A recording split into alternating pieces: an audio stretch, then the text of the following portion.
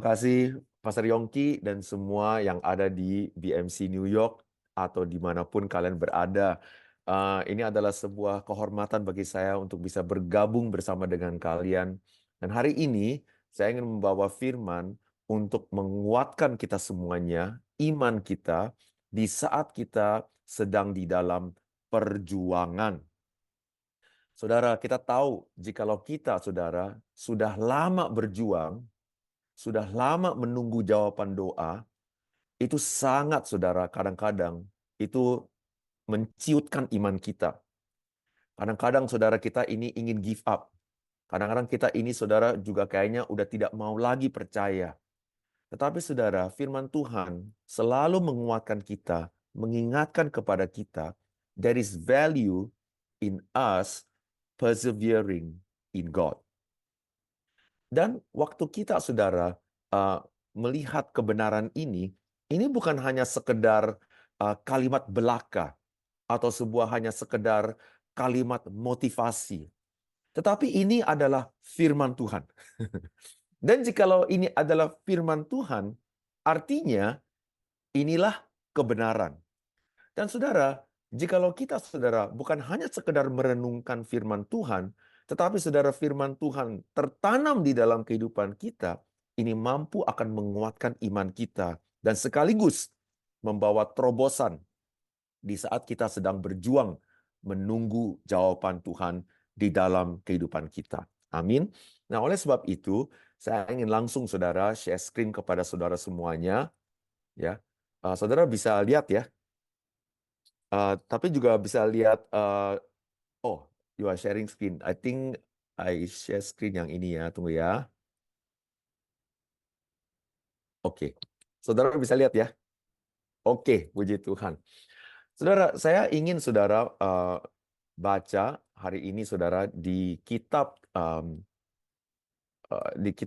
Markus pasal 4 ayat 1 sampai ayat 9 mengenai perumpamaan seseorang yang menabur benih, atau dalam bahasa Inggris we all know it as the parable of the sower.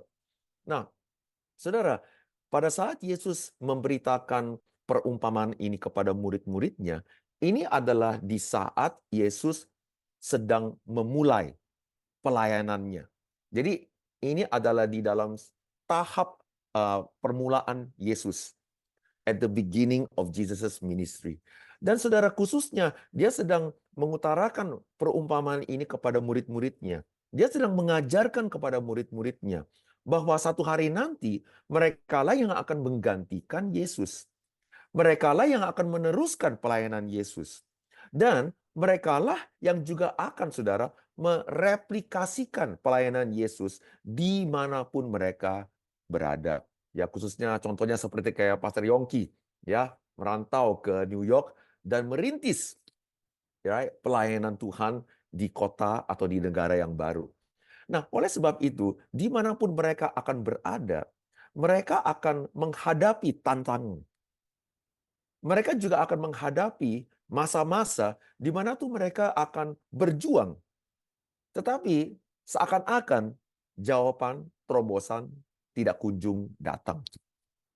Dan oleh sebab itu, tuh Yesus di awal-awal pelayanannya, ya, ingin menguatkan mereka, ingin mengajarkan kepada mereka, ya, mindset apa yang kita harus adopsi jikalau kita, saudara, ingin bekerja di ladangnya Tuhan. Haleluya. Dan di sini, saudara, Alkitab berkata, again, saya dalam bahasa Inggris ya. I think all of you in New York should know dalam bahasa Inggris. Haleluya. Dan di bawahnya saya sudah cantumkan bahasa Indonesianya. Again, Jesus began to teach by the lake. The crowd that gathered around him was so large that he got into a boat and sat in it out on the lake. While all the people were along the shore at the water's edge, he taught them many things by parables. And in his teaching said, listen, a farmer went out to sow seeds. As he was scattering the seed, some seed fell along the path, and the birds came and ate it up. Some fell on rocky places where it did not have much soil. It sprang up quickly because the soil was shallow, but when the sun came up, the plants were scorched and they withered because they had no root. Other seed fell among thorns, which grew up and choked the plants, so that they did not bear again. Still, other seed, other seed fell on good soil. It came up, grew, and produced a crop, some multiplying 30, some 60, some 100 times. And then Jesus said, whoever has ears to hear, let them hear. Saudara, kita semua tahu, saudara, perumpamaan ini. Dan Yesus berfirman, seorang petani menabur, dan beberapa benihnya jatuh, saudara, di tanah atau di pinggir jalan. Dan burung datang untuk mengambilnya. Beberapa jatuh di tanah yang berbatu-batu. Beberapa jatuh di tanah yang semak berduri. Tetapi ada juga yang akan jatuh di tanah yang baik. Dan pada saat benih ini jatuh di tanah yang baik, benih ini mampu berlipat ganda. Saudara, apa sih pelajaran yang Yesus ingin ajarkan kepada murid-muridnya? Nah, saudara, kenyataannya jikalau kita simak, saudara, perumpamaan the parable of the sower, kita juga bisa melihat dalam segi pandang di mana ini adalah is also called the parable of responses. Okay, right? Jadi ini sedang mengatakan kepada kita kondisi hati manusia pada saat mereka sedang mendengar firman Tuhan, atau pada saat mereka sedang berjuang menunggu jawaban Tuhan untuk terjadi. Nah, saudara, sering waktu kita melihat perumpamaan ini, saudara, pikiran kita adalah, kesan kita adalah selama ini adalah apa, saudara? Jadi waktu kita datang ke ibadah, saya khotbah misalnya nih. Jadi petani ini adalah pengkhotbah. Jadi hari ini saya datang ke BMC New York. Ya, waktu saya menabur firman, pikiran kita adalah di antara kita ini, ya, ada yang hatinya di pinggir jalan. Jadi menabur benih, benihnya nggak masuk, benihnya di pinggir jalan. Oleh sebab itu nggak kena. Ada juga yang bilang, oh, ini adalah saat beberapa manusia hatinya tuh adalah tipis, tanahnya tipis. Masuk sebentar, tapi begitu pulang, besok kerja lagi, karena kesibukan, benihnya tidak berakar, dan akhirnya efeknya juga hilang. Ada juga saudara yang berkata bahwa ini adalah tipe di mana ada beberapa orang, hatinya tuh penuh dengan semak berduri. Dan kita memakai perumpamaan ini untuk menekankan kepada kita semuanya. Kita semua harus memiliki hati yang baik. Karena hanya hati yang baiklah, baru saudara, bibit ini, saudara, benih ini akan masuk berakar dan berbuah. Benar ya? Itu adalah sering pandangan kita, our understanding towards this parable. Okay? But today I want to ask you this question, BMC New York. Saya ingin tanya, right? Apakah perumpamaan ini is referring to the different condition of the human heart? Or is this talking about the human heart, one human, having all these conditions? Ya.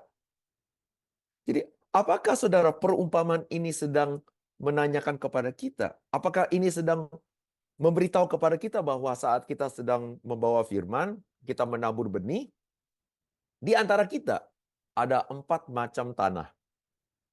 Atau ini sedang membicarakan kepada setiap individu, setiap kita, di mana di setiap kita ini kenyataannya adalah ada 4 tipe tanah.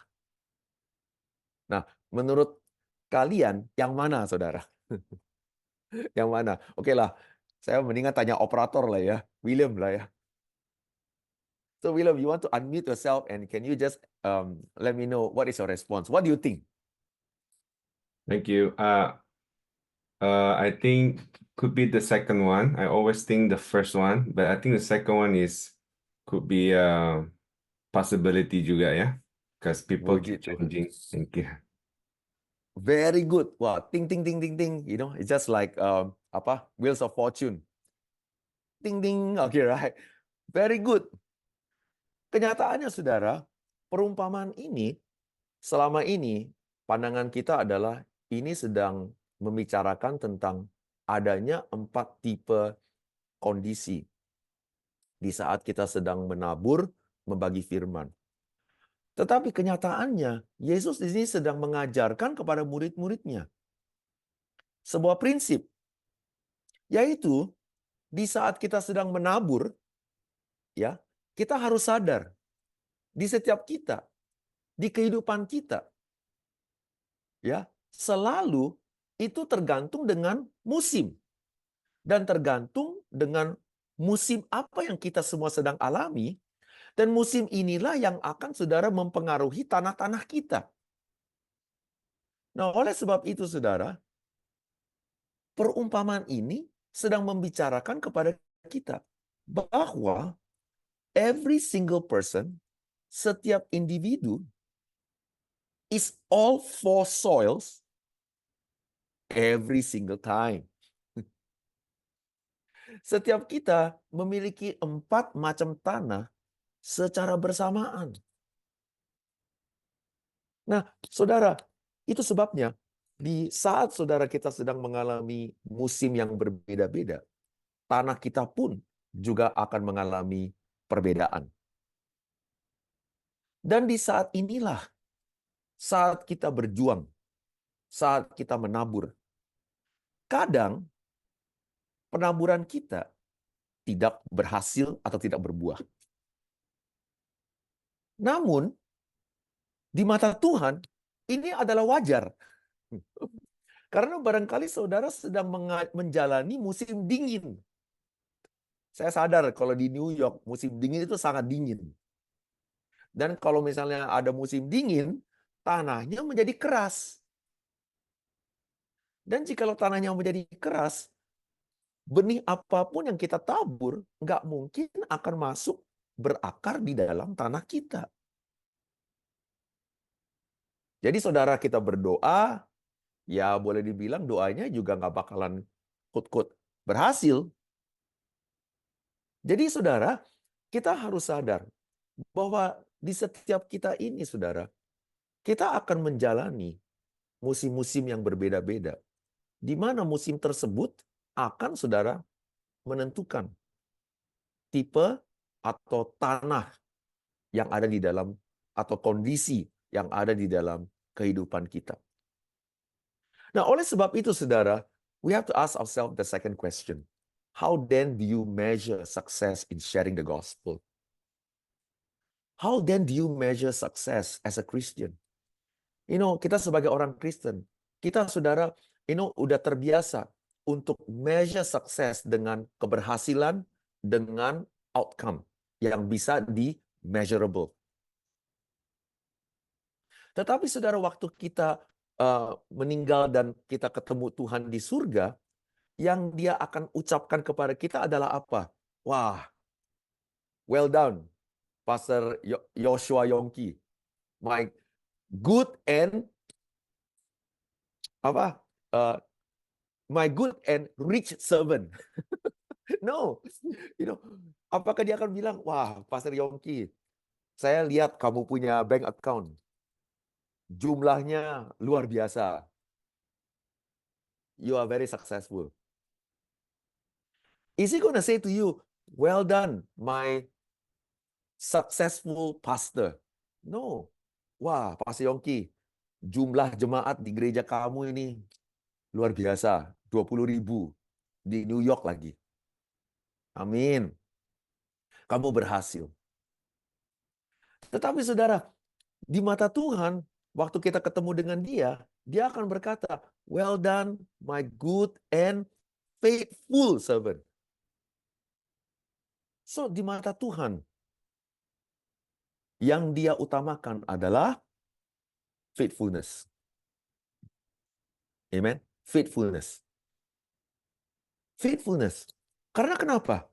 Kalau misalnya kita berhenti menabur, kita tidak tahu kapan musim di dalam kehidupan kita berubah. Dan siapa tahu, saudara, pada saat kita sedang menabur, kenyataannya musim kita sedang berubah menjadi musim semi atau spring. Dan pada saat kita tetap menabur, di saat itulah, benih ini akan masuk ke dalam akar, akan masuk, kena, berakar, dan berbuah, berhasil, dan bertumbuh. Tanah kita berubah menjadi tanah baik. Kondisi kita menjadi kondisi yang baik. Nah, saudara, itu sebabnya Tuhan berkata, jikalau kita adalah seorang penabur, masih ingat nggak, saudara, di kitab Amsal? Tuhan berkata apa? If you are sowing, you don't look at the times. You don't look at the condition. What did he say? Don't look at the condition, keep on sowing. Karena kondisi itu akan berubah sesuai dengan kehendak Tuhan. Kondisi juga akan berubah sesuai dengan kuasa Allah. Itu sebabnya kita berdoa. Ya kan? Kita berdoa supaya kita bisa menggerak hati Tuhan. Supaya Tuhanlah yang akan menggerakkan atau mengubah kondisi lingkungan kita semuanya. Tetapi saudara, pekerjaan kita adalah tetap menabur. Tetap percaya. Tetap berjuang. Tetap bekerja. Tetap mengasihi. Walaupun kadang, saudara, masih juga belum melihat hasil.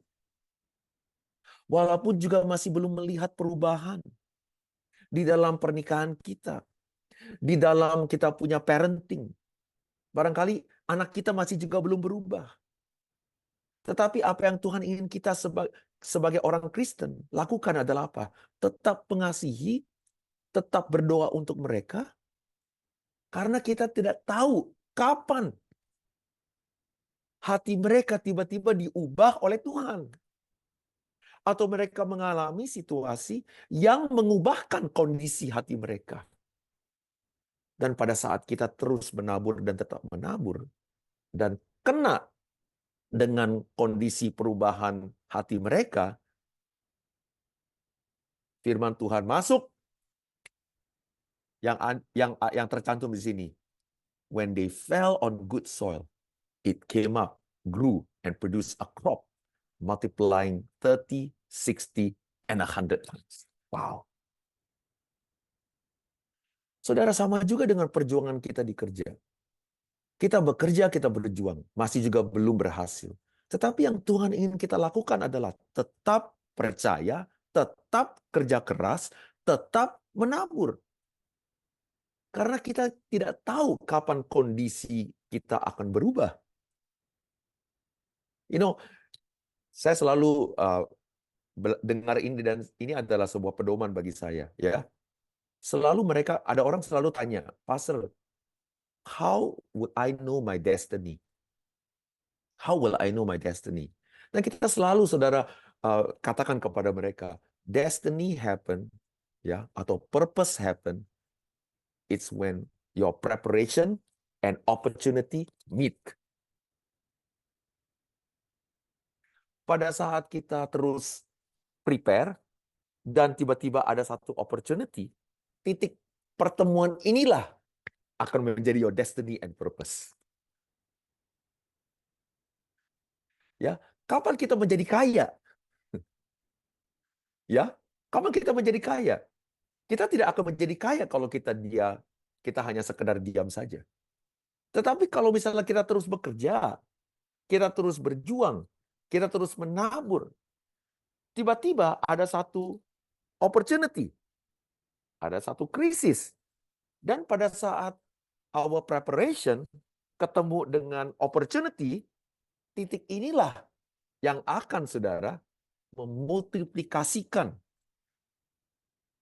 semua perjuangan yang selama ini kita telah tabur. Coba berkata amin. Dan oleh sebab itu, kita jangan jemu-jemu berdoa.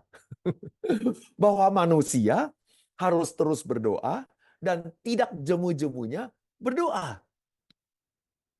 Karena kita tidak tahu kapan doa kita tiba-tiba ketemu dengan kehendak Tuhan, dan pada saat doa ketemu dengan kehendak Tuhan, oh saudara, this becomes a good soil yang mampu menghasilkan 30 kali lipat, 60 kali lipat, 100 kali lipat. Siapa yang berkata amin? Saudara, yang Yesus ingin tekankan adalah begini. Kamu tidak tahu. Tetapi pada saat bibit ini atau benih ini masuk ke tanah yang baik, atau pada saat kondisinya berubah menjadi baik. Dan pada saat benih ini, satu benih saja, begitu masuk, hasilnya ini luar biasa. Yesus menekankan kepada murid-muridnya, kalian akan berjuang. Berjuangnya seakan lama. Tetapi jangan berhenti, jangan putus asa. Kenapa? Karena pada saat benih yang kalian tabur tiba-tiba ketemu dengan tanah yang baik, hasilnya itu akan mengejutkan kalian. Sangat luar biasa. Nah, how powerful is the effect of the multiplication of a seed? Saudara, look at this. Era Yesus adalah era agrikultur. Saudara, the average crop harvest in Jesus' time and his region itu hanya, jadi di masa-masa di era Yesus, petani ya sehebat-hebatnya mereka paling pol. Hasilnya yang mereka bisa panen adalah 8 sampai 10 kali lipat benih yang mereka tabur. Oke? Jadi, mereka ini semua adalah pakar-pakar petani, pakar-pakar pertanian. Jadi waktu Yesus berkata, kalian jangan putus asa. Karena kenapa? Benih firman Tuhan ini, jikalau tertanam di tanah yang baik, mampu menghasilkan 30, 60, 100 kali lipat. Saudara, tahu nggak? Orang yang dengar di sana, yang pakarnya petani, everyone who understands agriculture will be laughing at Jesus. Because such things never happened before. Hal ini belum pernah terjadi di era mereka, sehebat-hebatnya mereka, atau se-experience-nya mereka sebagai seorang petani. Mereka ketawa. Ya kan? Banyak yang sering ketawain kita. Jikalau kita bilang, saya mau melakukan hal atau perkara yang besar bagi Tuhan. Benar nggak saudara ya? Mereka akan ketawa. Hah? Orang macam you? Mana mungkin?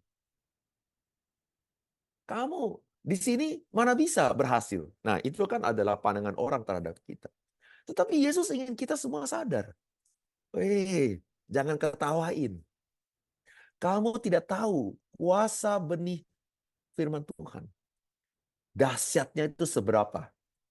Jikalau begitu masuk di dalam hati yang baik, di dalam kehidupan kita, atau kondisinya saat baik, dan benih ini masuk, potensinya mampu melebihi segala pikiran kita. No eyes have seen, no ears have heard what God has in store for anyone who believe in his word. So what Jesus is saying here is that the seed of the gospel, when it is sown into good soil, it has the potential to produce 300 times. Saudara, yang paling minim di standarnya Tuhan, itu sudah melebihi standarnya manusia. Manusia hanya bisa mencapai 8 sampai 10 kali lipat. Tapi Tuhan berkata, begitu Tuhan masuk di dalam kehidupan kamu, hasilnya itu paling minim 30 kali lipat. Nah, saudara, itu sebabnya waktu kita membaca firman Tuhan ini ya, 30 kali lipat, 60 kali lipat, 100 kali lipat. It doesn't make sense to me jikalau ini hanya membicarakan tentang 4 tipe tanah. Karena kenapa? Jikalau tanah saya baik, kenapa Tuhan hanya kasih saya 30, tetapi kasih William 60 dan kasih Kesia 100 kali lipat? Benar nggak saudara? Right? Kenapa? Kenapa kalau saya memiliki tanah yang baik? Nah, banyak orang kan berkata hasilnya akan berbeda-beda. Itu benar, saudara. Dan pandangan itu tidak salah. Tetapi logikanya juga demikian. Kalau misalnya tanah saya baik, saya hanya bisa mencapai 30 kali lipat, tapi William 60 kali lipat, Kesia 100 kali lipat. Kadang kita sebagai manusia, kita akan membanding-bandingkan. Kita akan melihat, kok bisa begitu? Kok Tuhan memberikan saya 30, yang lain 60, yang lainnya 100 kali lipat? It's not wrong to think this way. But the logical understanding about this verse is this.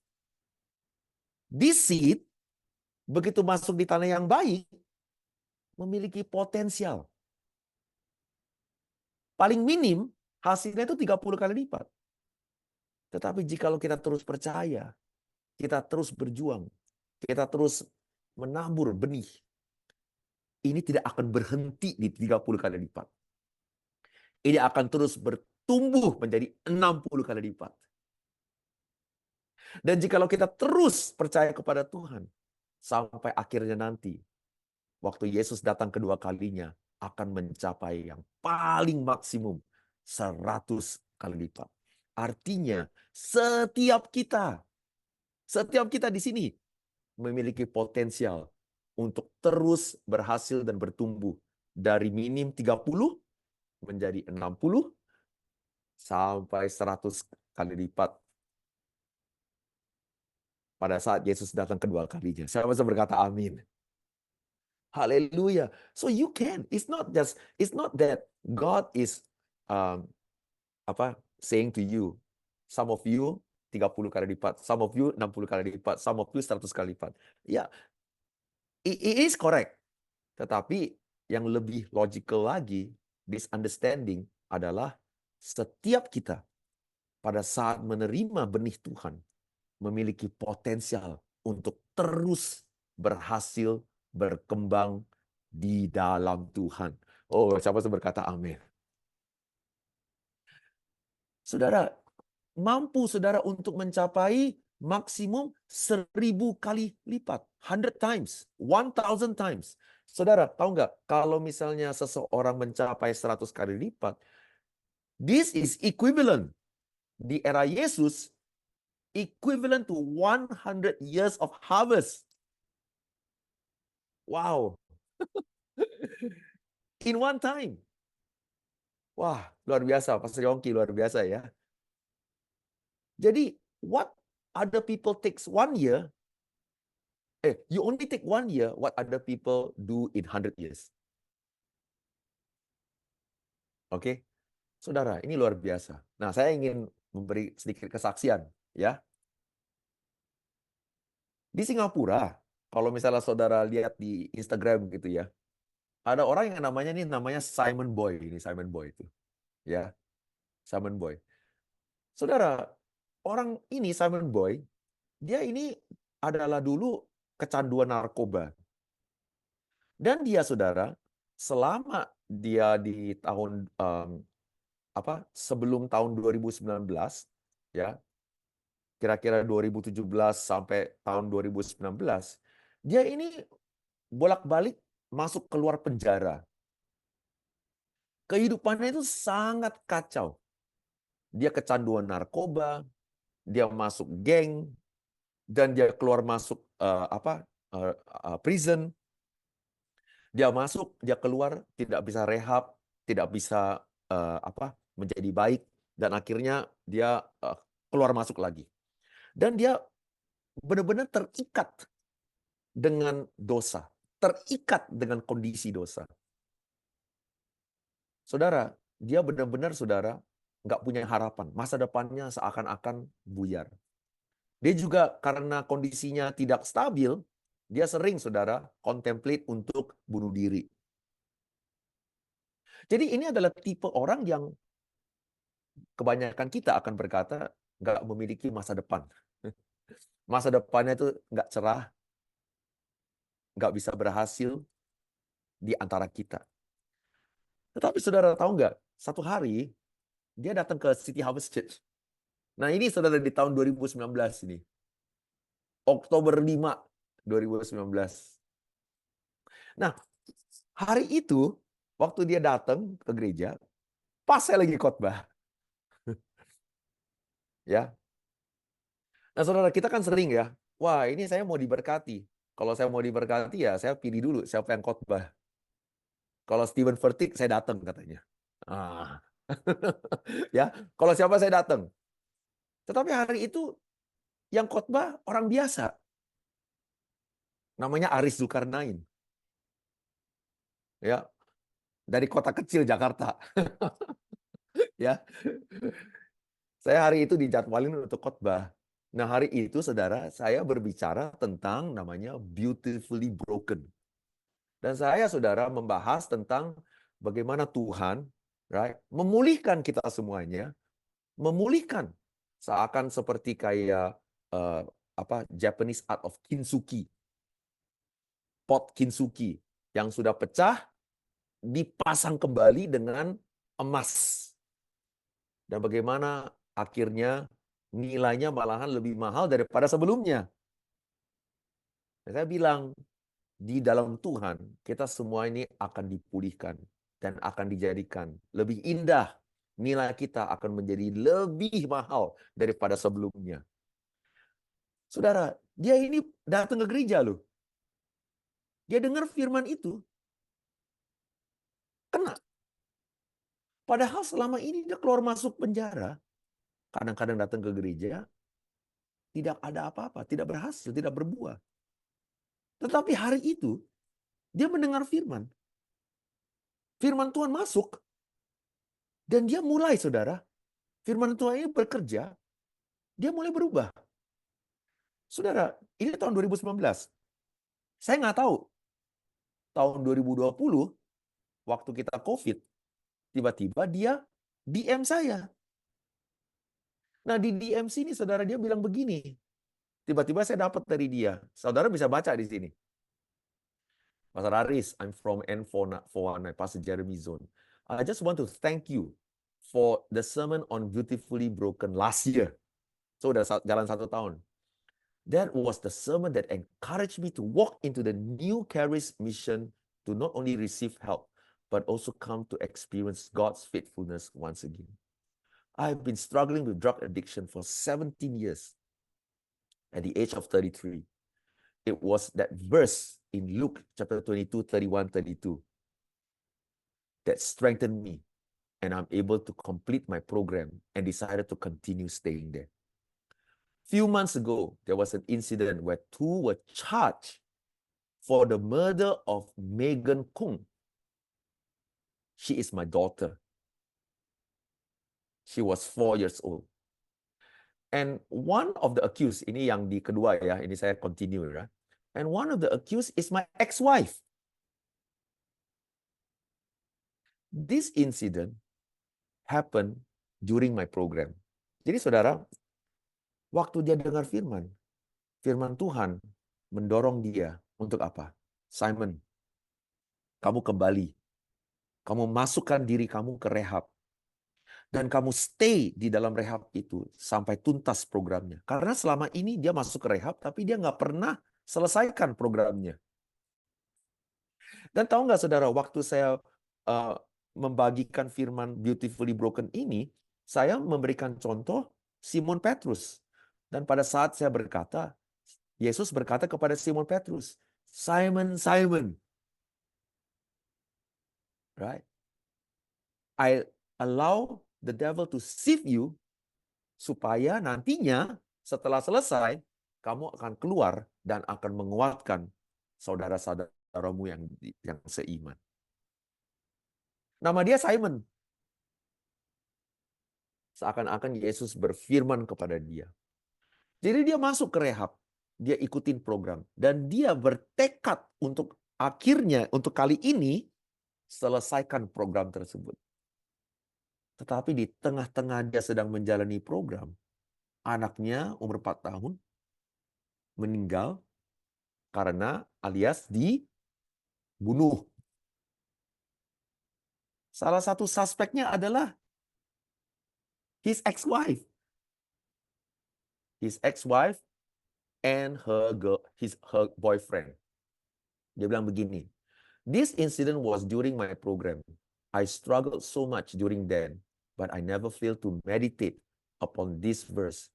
And thankfully to God, I managed to persevere on.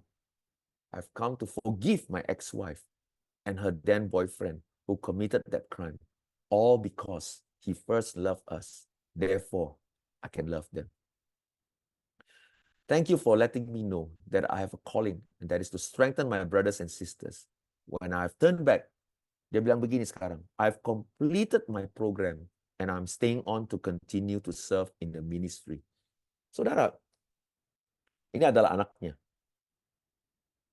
Saudara, siapa setuju bahwa Simon, waktu mendengar firman Tuhan sudah bekerja.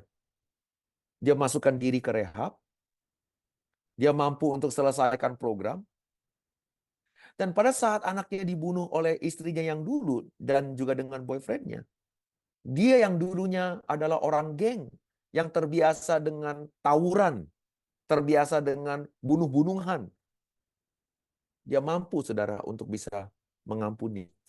Dia mampu untuk bisa tetap di dalam program, selesaikan, tuntaskan, dan malahan bisa juga mengampuni istrinya yang telah quote-quote membunuh anaknya.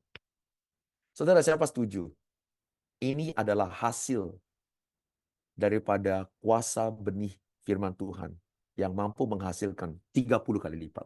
Itu yang paling minimum, 30 kali lipat. Siapa-siapa kata amin? 30 kali lipat.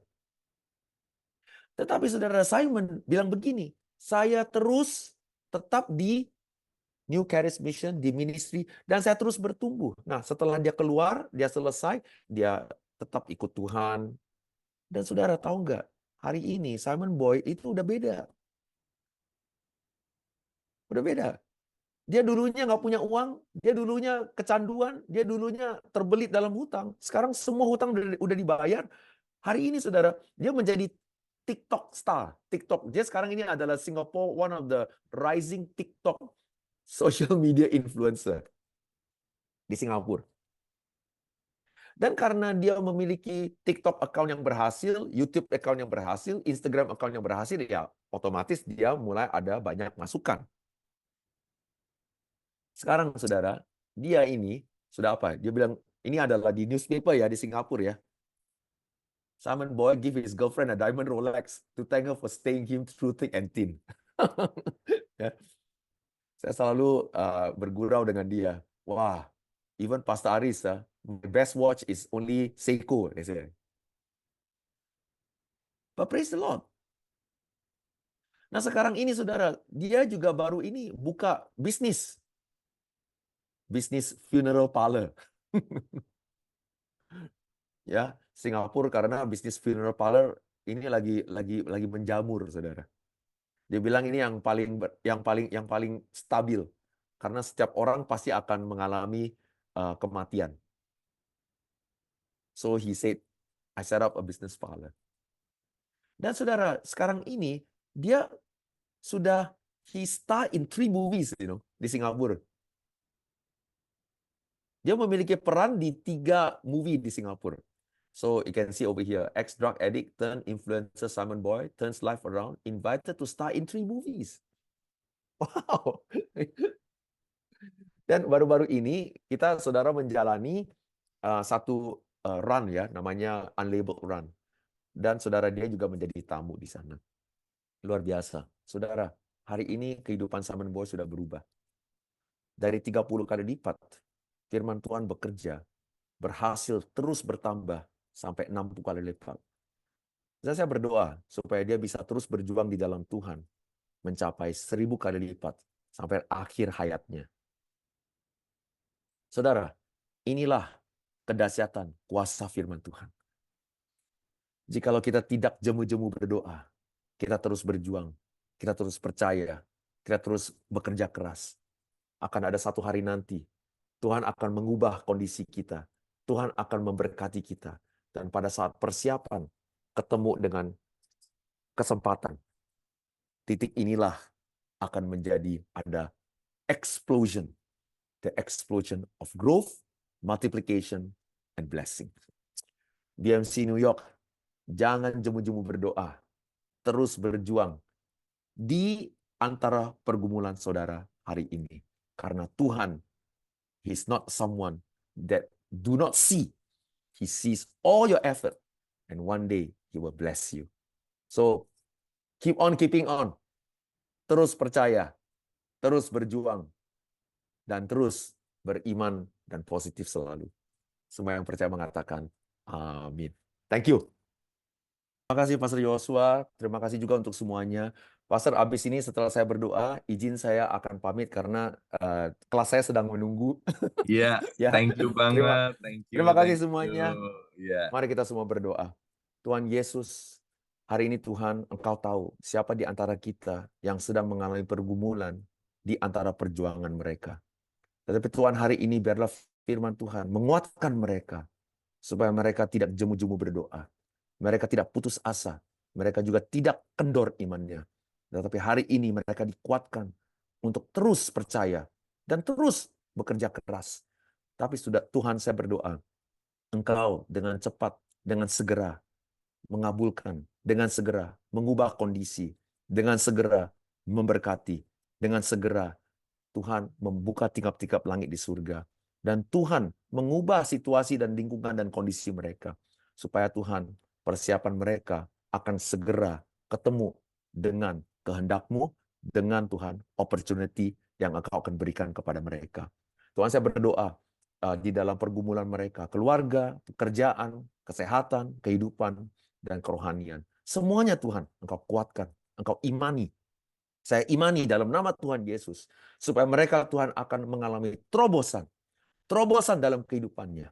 Di dalam nama Tuhan Yesus. Tuhan, di saat mereka sedang menunggu, mereka tidak Tuhan akan merasa down, tidak negatif. Mereka terus percaya dan positif.